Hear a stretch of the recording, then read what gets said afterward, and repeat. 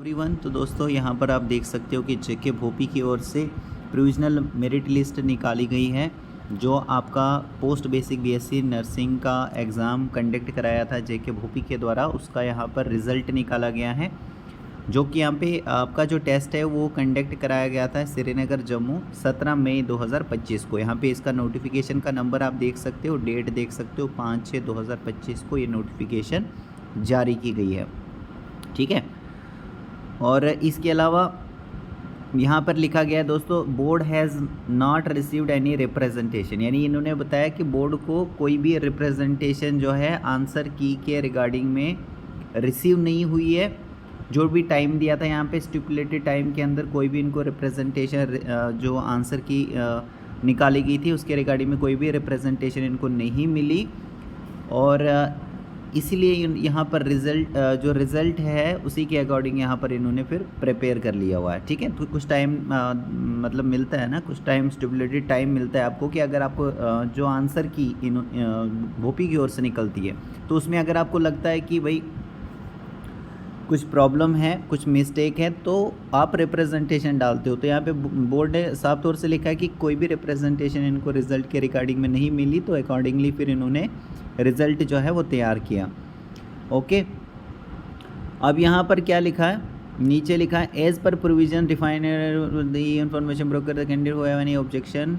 अब यहाँ पे लिखा है एज़ पर प्रोविजन, जो भी प्रोविजन डिफाइन किया गया है पॉइंट नंबर 03 पेज नंबर 13 से 14 में जो ई इंफॉर्मेशन ब्रोकर है उनकी ये बात कर रहे हैं कि ई इंफॉर्मेशन ब्रोकर में पेज नंबर 13-14 और पॉइंट नंबर 03 में जो प्रोविजन डिफाइन किया गया है, the candidate who have any objection, अगर किसी कैंडिडेट को कोई ऑब्जेक्शन है रिजल्ट में तो वो रिटर्न रिप्रेजेंटेशन डाल सकता है विद पेमेंट रिसिप्ट 1000 रुपये की यहाँ पर लगेगी आपको। ठीक है। और वो आप पीओएस मशीन जो भोपी ऑफिस श्रीनगर जम्मू में होती है उसमें उसके थ्रू ये 1000 रुपये की जो यहाँ पर फ़ीस है वो आपको कटानी पड़ेगी रिप्रेजेंटेशन के लिए। क्योंकि यहाँ पर आपके मार्क्स क्या किए जाएंगे, रीटोटलिंग मतलब दोबारा से टोटल किया जाएगा। और इसके लिए भी यहाँ पर टाइमिंग दी गई है रिप्रेजेंटेशन इन दिस रिगार्ड, इसके रिगार्डिंग में रिप्रेजेंटेशन जो है 3 वर्किंग डेज़ आफ्टर अपलोडिंग, मतलब ये जो नोटिफिकेशन जिस दिन यहाँ पर अपलोड की गई है, जैसे 5 तारीख को अगर अपलोड की गई है तो 5 के बाद आप 3 वर्किंग डेज़ हैं उसके अंदर अंदर आपको रिप्रेजेंटेशन डालनी पड़ेगी। उसके बाद फिर यहाँ पर टाइम जो है वो ख़त्म हो जाएगा, ये टाइम लिमिट। उसके बाद यहाँ पर कोई भी रिप्रेजेंटेशन को ये एक्सेप्ट नहीं करने वाले हैं। ठीक है दोस्तों। उसके बाद यहाँ पर लिखा है द कैंडिडेट फिगरिंग, जो कैंडिडेट यहाँ पर एनेक्सर ए में है इस नोटिफिकेशन के, जिनके मार्क्स कार्ड रिज़ल्ट जो है वो अवेटेड है, या फिर हु हैव अपलोडेड एक्सपायरी, जिन्होंने अपलोड की है एक्सपायर या इनवैलिड रिजर्व कैटेगरी सर्टिफिकेट, और पेंडिंग है domicile certificate at the time of submission of online, यानी एप्लीकेशन फॉर्म जब आपने सबमिट किया था उस टाइम पर आपने रिज़र्व कैटेगरी की जो सर्टिफिकेट रहती है वो इनवैलिड या एक्सपायर्ड वाली जो अपलोड की हो, या डोमिसाइल सर्टिफिकेट वगैरह आपकी पेंडिंग हो, तो ये सारे के सारे दोस्तों डॉक्यूमेंट्स आपको मतलब यहाँ पर आपने एग्ज़ाम तो दे दिया, एग्ज़ाम देने तो आपको दे दिया गया, लेकिन अब कंडीशन क्या है कि आपको ये सबमिट करने पड़ेंगे जो भी कॉलेज आपको मिलेगा एडमिशन के टाइम पर। तो आप इसके लिए भी तैयार रहिएगा, जो भी कॉलेज आपको मिलेगा वहाँ पर आपको सारे के सारे ओरिजिनल डॉक्यूमेंट्स जो हैं वो जमा करने पड़ेंगे। और अगर आप ऐसा नहीं कर पाते हो तो फिर आपको एडमिशन नहीं मिलेगी, आपको प्रॉब्लम फेस होगी। ठीक है जी, ये चीज़ तो आप भी समझते हो। फर्दर द कैंडिडेट, उसके बाद यहाँ पर बताया कि जो जिस कैंडिडेट को यहाँ पर name, parentage, date of birth, category certificate, gender वगैरह में यहाँ पर कोई प्रॉब्लम हुई हो, उसको करेक्शन करना हो, तो वो यहाँ पर भोपी ऑफिस फिज़िकली जा सकते हैं, जम्मू में भी श्रीनगर में भी, और अपने एरर्स वगैरह जो भी मिस्टेक वगैरह उसको उसके रेक्टिफिकेशन के लिए with in 5 days of insurance of notification, यानी ये जो नोटिफिकेशन यहाँ पर अपलोड की है उसके नेक्स्ट 5 डेज़ के अंदर अंदर आपको ऐसा करना है, अगर ऐसी कोई प्रॉब्लम आपको आई हुई है तो। ठीक है। तो इस चीज़ का ध्यान रखना, क्योंकि कमेंट जो है ना कहीं से भी आते हैं, तो मैं चाहता हूँ इसको डिटेल में ही एक बार कवर कर लूँ ताकि आपको ये चीज़ पता लग जाए। तो 5 दिन का यहाँ पर टाइम मिला है, जैसे अगर 5 तारीख को, 5 तारीख आज है ना, 5 तारीख, तो 5/6/2025 25 को ये यहाँ पर क्या किया गया, नोटिफिकेशन अपलोड कर दिया गया।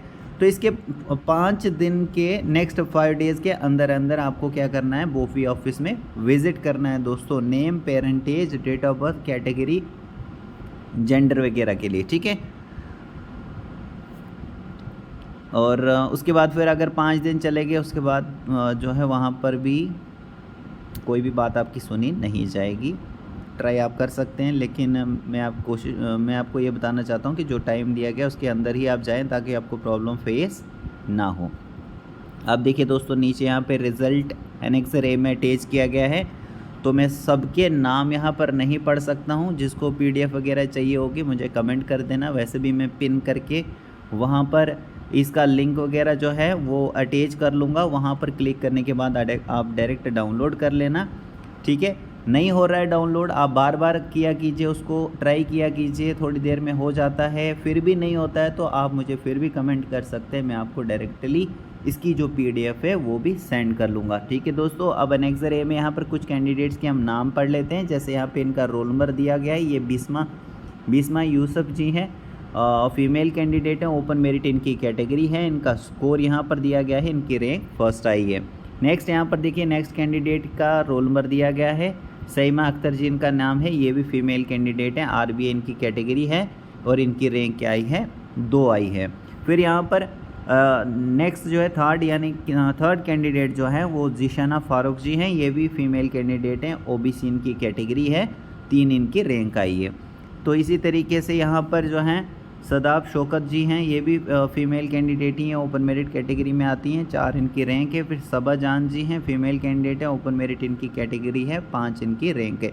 तो इसी तरीके से इस लिस्ट में आप अपनी जो रैंक है, रैंक आप यहाँ पर देखिए, रैंक यहाँ पर दी गई है ना, इस तरीके से आपको यहाँ पर इस लाइन में चेक, ये जो कॉलम है ना, इसमें आप अपने रैंक वगैरह चेक करोगे, ठीक है। ये जो स्कोर है ना, यहाँ पर स्कोर को आप रैंक मत समझिए, क्योंकि काफ़ी सारे कैंडिडेट यहाँ पर गलती करते हैं। यहाँ पे देखिए जो यहाँ पर हेडिंग दी है ना, यहाँ पर देखिए स्कोर लिखा है, ये रैंक लिखी है। तो इस वाले कॉलम में आपको देखना है अपनी रैंक। जिनको नहीं पता है, जिनको पता है बहुत अच्छी बात है, और ये काफ़ी लंबी लिस्ट है तो इसको आप खुद से देख लेना।